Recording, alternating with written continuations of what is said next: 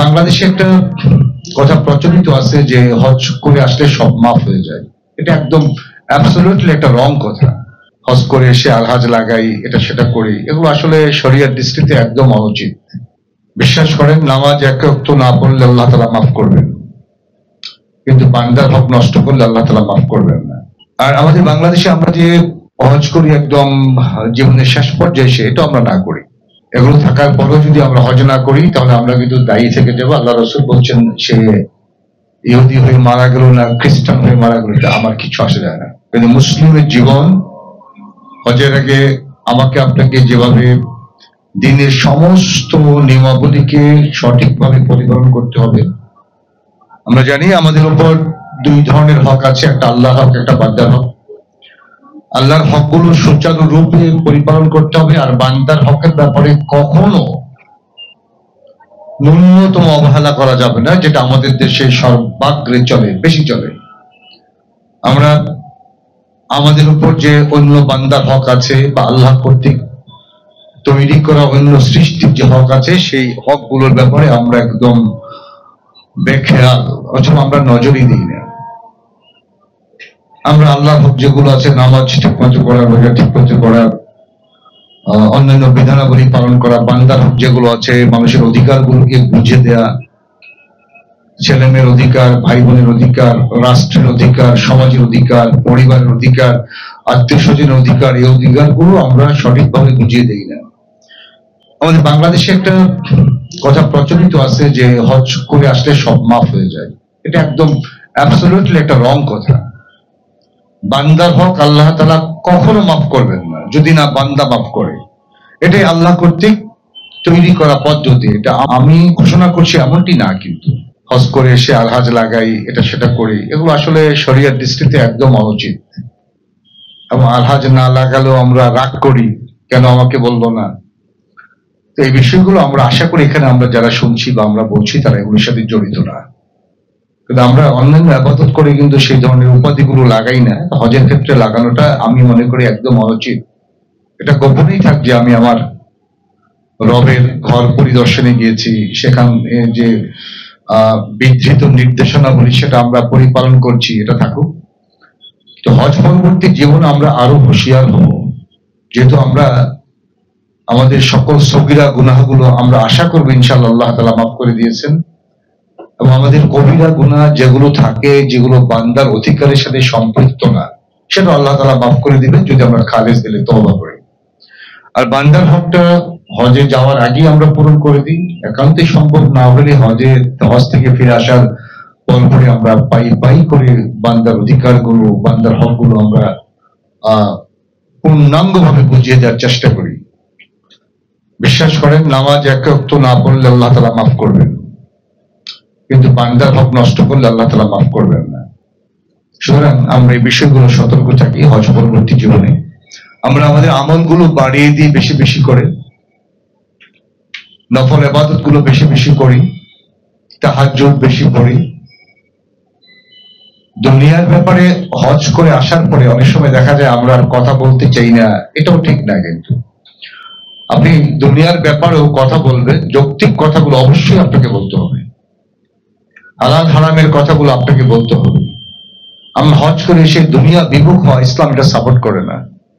ইসলামের যে কথা, মৃত্যুর আগ পর্যন্ত রব্বানা আতিনা ফিদ দুনিয়া হাসানা ওয়া ফিল আখিরাতি হাসানা, দুনিয়ার কল্যাণ এবং পারলৌকিক কল্যাণ আপনাকে এস্টাবলিশ করতে হবে, এনশিওর করতে হবে আপনার জীবনে। সুতরাং বাংলাদেশি নেচারে আমরা যেভাবে চিন্তা ভাবনা করি, ইসলাম কিন্তু সেভাবে চিন্তা ভাবনা করে না। আপনার মৃত্যুর আগ পর্যন্তই সকল অধিকারের ব্যাপারে আপনাকে সচেতন থাকতে হবে, আমাকে থাকতে হবে, এবং ভালো কাজের দিকে ডাকা, এটা দ্বিধায় রাখতে হবে। ভালো কাজের দিকে ডাকা, হিকমত সহকারে, জ্ঞান দিয়ে, প্রজ্ঞা দিয়ে, আপনার নলেজ দিয়ে, আপনার উইজডম দিয়ে কথা বলতে, কাজগুলো করতে হবে। আর আমাদের বাংলাদেশে আমরা যে হজ করি একদম জীবনের শেষ পর্যায়ে, এটা আমরা না করি। আর আমরা যদি করে থাকি, ভুল করে ফেলছি। হজ ফরজ হওয়া মাত্রই করে ফেলতে হবে। ক্ষমতা থাকা সত্ত্বেও, আর্থিক ক্ষমতা, পরিবার চালানোর ক্ষমতা, ইন মাই অ্যাবসেন্স, এগুলো থাকার পরেও যদি আমরা হজ না করি তাহলে আমরা কিন্তু দায়ী থেকে যাবো। আল্লাহ রসুল বলছেন, সে ইহুদি হয়ে মারা গেল না খ্রিস্টান হয়ে মারা গেল, এটা আমার কিছু আসে যায় না। সুতরাং আমাদের ছেলে মেয়ে বা আমাদের পরবর্তী প্রজন্ম যারা টাকার মালিক হলো, হজে যাওয়ার মতো সক্ষমতা অর্জন করলো, আর্থিক সক্ষমতা, শারীরিক সক্ষমতা এবং তার অ্যাবসেন্সে পরিবার চালানোর মতো ব্যবস্থা করে গেল, এই সমস্ত কিছু থাকলে আমরা দ্রুত হজ করে ফেলি এবং হজ থেকে ফিরে আসার পর আমরা কেবলমাত্র আখিরাতকে ফলো করব, দুনিয়াকে ছেড়ে দিয়ে, সেটা কিন্তু ইসলাম সাপোর্ট করে না। আমাদের দুনিয়া এবং আখিরাতকে কার্যকর ভাবে যাতে আমরা আমাদের এই দুটো বিষয়ের ক্ষেত্রে আল্লাহ প্রদত্ত যে বিধানাবলী আছে সেটা যাতে আমরা বাস্তবায়িত করতে পারি। আর কোরআন এসেছে কিন্তু জীবিত ব্যক্তিকে ভয় দেখানোর জন্য, মৃত ব্যক্তি বা পরকালীন কোন বিষয়ে কিন্তু কোরআনকে নাজিল করা হয়নি। সুতরাং আল্লাহ তার রাসূলকে অ্যাড্রেস করে বলছেন, মান কানা হাইয়া, যে ব্যক্তি জীবিত আপনি তাকে ভয় প্রদর্শন করেন। সুতরাং জীবিত অবস্থায় আমরা যদি কোরআনের বিধানাবলী মানতে পারি হজের আগে পরে, এ বিষয়ে আল্লাহ তাআলা আমাদেরকে তৌফিক দিন। সমস্ত অন্তরের যে খারাপ চিন্তা ভাবনা, এটা থেকে আল্লাহ তাআলা যাতে আমাদেরকে বঞ্চিত করেন বা তৌফিক না দেন, সেই দোয়াটা আমরা সবাই মিলে করি। আমরা যারা এই বয়সে হাজির হয়েছি, আমাদের পরবর্তী জেনারেশন যাতে ইসলামের উপর ঠিক থাকে সে বিষয়ে চেষ্টা করা কিন্তু আমাদের নৈতিক দায়িত্ব।